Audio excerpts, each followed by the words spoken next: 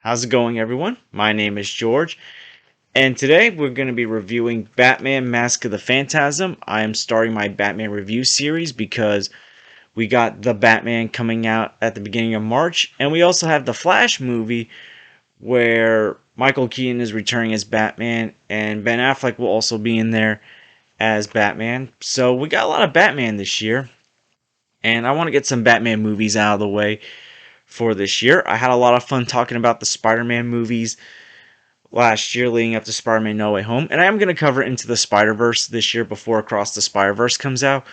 But for this year, I want to get the Batman movies out of the way, especially because they're some of my favorite movies, and that includes Batman Mask of the Phantasm. Uh, like my other old movie reviews, there will be spoilers in this, so if you have not seen Batman Mask of the Phantasm, I strongly consider you guys don't watch this video. If you did see it, or don't mind spoilers, then you can stick around.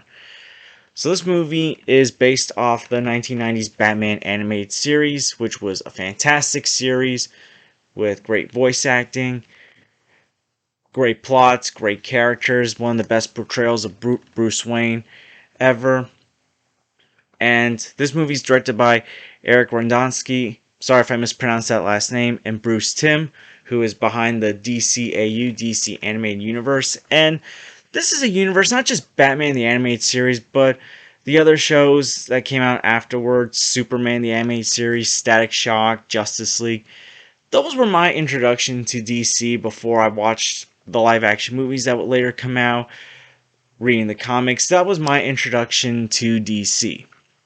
That was a big part of my childhood growing up, including this movie.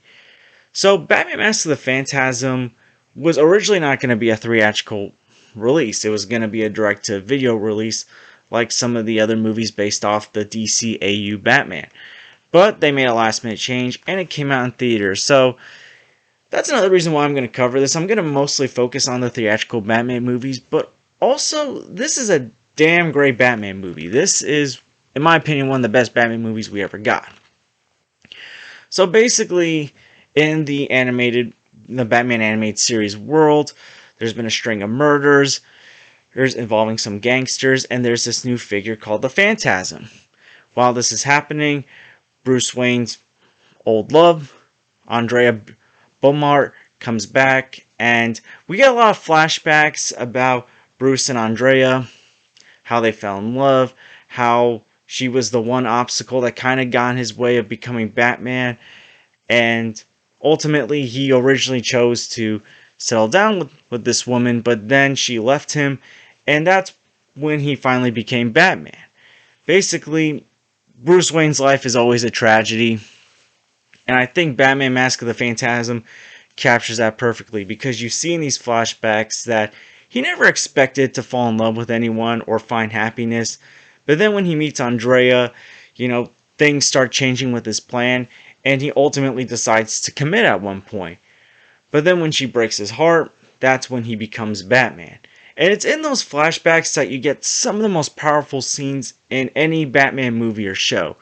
The first one is when Batman is breaking down in front of his parents' grave, basically saying that he was never expected to find happiness, that he can do more to help the city, like hire more cops, give them more money. And then the second one is basically when Batman puts on the Batsuit, and you see the look of horror on Alfred's face when he finally puts on the mask and becomes the Batman. And that's another thing. The Keaton movies that came out before this film, as much as I love them, they never touched upon the origin of Batman. You just saw a flashback of the night the Waynes got killed in Batman 1989. But in Batman Mask of the Phantasm, you see him training, you see him doing some vigilante work, trying to stop criminals before he becomes Batman. So this film touches upon the origin story of Batman before Batman Begins did. Now don't get me wrong, I love Batman Begins. I think that's a better movie than this one personally.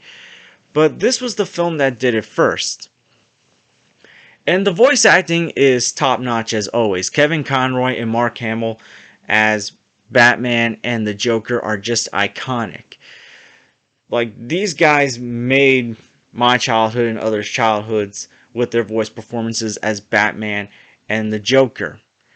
And it's gotten to a point where they reprise these roles in the Arkham games and some of the animated stuff that came out afterwards, whether it's direct to video animated movies or features like Batman the Killing Joke or the Justice League cartoon from like the mid 2010s. That's how iconic and fantastic these guys are in their roles. And it continues in this movie. And Dana Delaney, who would later go on to voice Lois Lane in the Superman animated series and other DC AU animated stuff, voices Andrea, and she also does a great job voicing this character. And this character in the Phantasm, some were pretty new when they were introduced, and they did such a great job. In fact, the DCAU as a whole has always done a great job of creating new characters that would ultimately become very integral to the Batman lore. Like Harley Quinn was created in Batman the Animated Series before she was put into the comics. So the DCAU has always done a great job of taking new characters in these shows and making them popular, well-rounded characters. Now, I know some people, especially some younger people, will complain that this movie's not that bright, the animation's not that bright, like, let's say, some of the Disney movies from the 1990s, but it fits the Norse style of this movie. Like, this is a Batman anime movie that has a Norse feel to it, and I love that feel. Because, again, you've got, like, gangsters getting killed off by the Phantasm. And the Phantasm design is well done. I love the design of the Phantasm. I also love the score of this film. Shirley Walker did the score for this film. And this is one of the more emotional Batman scores that I've heard. And it hits in the right spots. Whether it's, like, the opening credits or, the flashback sequences. Or even at the end, when the Joker's blowing stuff up. It's just great soundtrack, very emotional. And it follows the trend of the Batman animated series, where I always loved the music from the Batman animated series show. Really, if there's one nitpick about this movie, it's probably that this is a very short movie. This is less than an hour and 20 minutes. And for some people, it'll just feel like an extended episode of Batman the Animated Series. But this movie does such a great job with the things that it's touching upon. The tragic love story, the killing off of all these gangsters. Like, this is a dark movie for a kid's movie. Like the way some of these gangsters get killed off is kind of dark. You see, like, wine, and you see, like, them smoking cigars. Like, this was like a different era of, like, not just kid movies, but like kid cartoons that, like, almost 30 years later, like, you can't really see that nowadays in some of these movies or these shows. And the fight sequences are also really cool to see. And all in all, I love this movie. I think this is a great Batman movie, probably one of the best. Like I said, it's shorter than what people usually expect. I mean, I know animated movies, even around that time, weren't always that long. But again, despite that small runtime, I feel like they captured everything well. The origin story, the chemistry between Bruce and Andrea, the Joker and how he's integral to the plot. Because, some people might say, oh, the Joker's just thrown in here because they need a well-known Batman villain. But I feel like the way they included him was fine. And ultimately, Mark Hamill's voice performance is just top-notch. And it really is just another way to show how messed up the Joker is in the DCAU. Like, this is like at the beginning of the DCAU. Like, later on, we find out just how much more messed up Joker really is. Maybe down the road, I will review Batman Beyond Return of the Joker, where you really see how messed up this animated version of Joker really is. Like, this is a kid's cartoon, and he is really sick in the head. But all in all, this is a fantastic movie. And it's sad that for a phenomenal movie like this, it's the least well-known theatrical Batman movie. I know some people will say The Killing Joke, but that felt more limited as a theatrical release, The Killing Joke.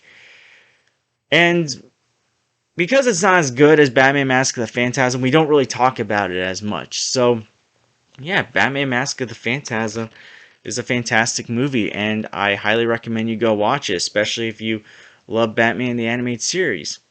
I'm going to give it an A. I think it's worth watching.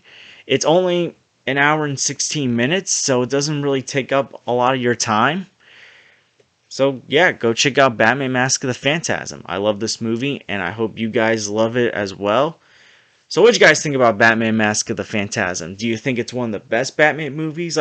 Some people will say it's not just the best. For some, it is their favorite Batman movie.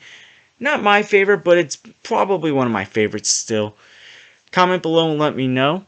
And what do you think about Batman the Animated Series? I love this cartoon. What did you guys think about it? Do you love it? Do you think it's the best comic book show ever made? Let me know down below as well. And I want to thank you guys for watching. Please like and subscribe already if you haven't. Please share this with someone that loves Batman, especially Batman the Animated Series. And I hope to see you guys real soon. The next film I'm going to be reviewing is Batman Begins. I know I'm not going in order on this one, but I figure I want to get the Dark Knight trilogy since it feels like the Batman feels a little more inspired by that out of the way before the Batman comes out. And at least when Michael Keaton later on appears in The Flash, I have time to cover the Michael Keaton Batman movies after the Batman. So I will be going over the Dark Knight trilogy after this, starting with Batman Begins. So I hope to see you guys real soon. Take care, everyone.